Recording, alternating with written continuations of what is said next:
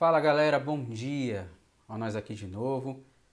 Tão importante quanto viver esse processo, e uma das partes mais importantes dele é entender que tudo que a gente tem recebido aqui não é simplesmente para parar de ver pornografia, vocês já entenderam isso, né? Não é parar com o pecado sexual.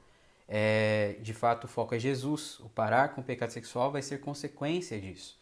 E por isso que a gente trilhou essa trajetória até aqui, recebendo armas e direções e entendendo qual é a essência desse processo para então, de fato, a gente trilhar na jornada correta. O seu foco antes era querer parar com esse vício, porque talvez te trazia peso de culpa, mas você entendeu que o foco é Jesus, é ser como Jesus.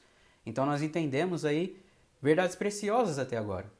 Então, tendo entendido essas verdades preciosas, agora, entendendo qual é a essência, qual que é o foco correto, a gente pode agora então combater esse mal com a verdade, entendendo que esse mal vem de uma raiz completamente mentirosa. E é isso que eu quero conversar com vocês hoje, porque a gente precisa sim sempre entender qual é a origem das coisas para poder combatê-las, certo? A gente entendeu que a origem de tudo que estamos vivendo é um coração idólatra que tinha um foco em si mesmo. E por isso a gente trilhou todo esse processo até agora, entendendo que o foco é Cristo, entendendo que o foco é o relacionamento com Deus, que o maior problema que a gente tinha não era nem a pornografia, era o relacionamento com Deus que nem existia, ou se existia, era medíocre, sabe? Não, nem dá para chamar de relacionamento o que a gente tinha com Deus. Estávamos opostos a Ele. E agora, trilhando já esse processo de conhecer Jesus, experimentando a boa, agradável e perfeita vontade de Deus, nós podemos então não somente abandonar ídolos, mas abandonar a idolatria como lógica do coração, destronando então assim os ídolos. E se um dos ídolos que nós reconhecemos na nossa vida é a pornografia, vamos entender a origem dela. Duas perguntas muito importantes que devem ser feitas, então, para isso é: qual é a origem da pornografia? Como ela surgiu? Onde ela surgiu? Como ela surgiu? E a segunda pergunta que é tão importante quanto é importante fazer essa pergunta para entendimento do todo, a Bíblia, o que ela fala sobre a pornografia? Eu vou começar respondendo a segunda, que aí respondendo a segunda a gente entende a resposta da primeira. A Bíblia fala de pornografia? Esse termo, pornografia, de fato não está na Bíblia, porque esse termo é um termo mais recente, só que ele é a junção de dois termos aí. Então, na etimologia da palavra, tem aí porneia e grafos. Grafos é escrita. Você vê geografia, escrita da terra, por exemplo. Então, que de geo, né, no grego.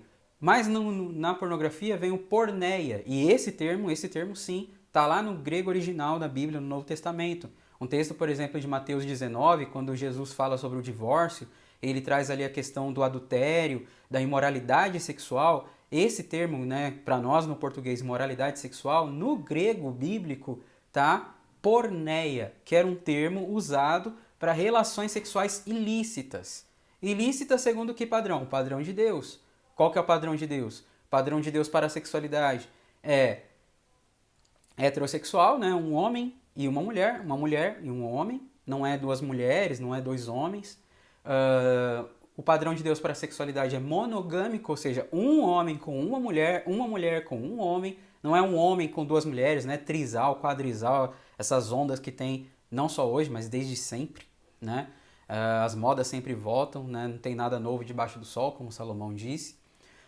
E o padrão de Deus também para a sexualidade é monossomático, ou seja, uma só carne. Então, heterossexual, monogâmico e monossomático, ou seja, debaixo da aliança do matrimônio, uma só carne, que é o casamento, né? Deus tem uma preciosidade maior, um valor maior pelo casamento, um valor maravilhoso pelo casamento. Então esse é o padrão de Deus para a sexualidade. Então tudo que for fora isso, então por exemplo, masturbação é pecado por quê? Porque é um sexo solitário. Não tem aí debaixo de uma só carne, não é monogâmico, não é heterossexual. E a pornografia também, você está vendo a nudez de outra pessoa que não é o seu cônjuge. Você está condicionando o seu cérebro àquela relação que você está assistindo e consumindo. Jesus disse em Mateus 5,28 que se você olhar com cobiça para alguém, você já adulterou no seu coração, não precisa nem ter o sexo físico. Então, por isso que pornografia é pecado. Então, o termo não está na Bíblia, mas a raiz dela, que é a porneia, está lá. O próprio Jesus trouxe, que foge do padrão de Deus para a sexualidade, ok? E aí isso ajuda a responder a primeira pergunta. Então, qual é a origem dela?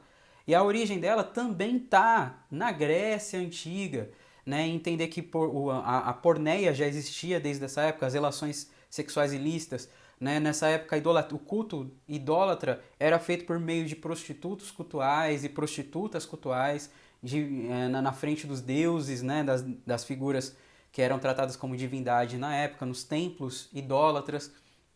E também as prostitutas da época, elas escreviam contos eróticos, elas escreviam contos das experiências que elas viviam com os clientes para atrair mais clientes.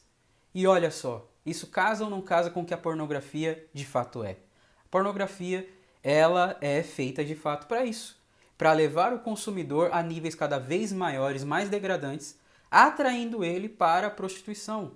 É um mercado, posso dizer até bilionário, de uma indústria de audiovisual, e não só audiovisual, de vários outros vertentes, que não está só em vídeos num site propriamente dito, mas está nas propagandas que você assiste, em desenhos animados, em filmes, em novelas, para ditar o comportamento cultural de toda uma população mundial, para que cada vez mais seja consumido isso. Então a pornografia te atrai para consumir mais, e aí você financia uma indústria milionária. Então você viu aí hoje a origem, a essência, o significado, tanto etimológico no que diz respeito ao que a Bíblia traz, quanto também histórico, para você entender o que você está fazendo parte e o que você ajuda a financiar quando você consome esse tipo de trabalho, ok? Amanhã a gente continua a aprofundar mais isso, tamo junto, nós somos o Vida Pura, não desistimos da santidade, bora lá!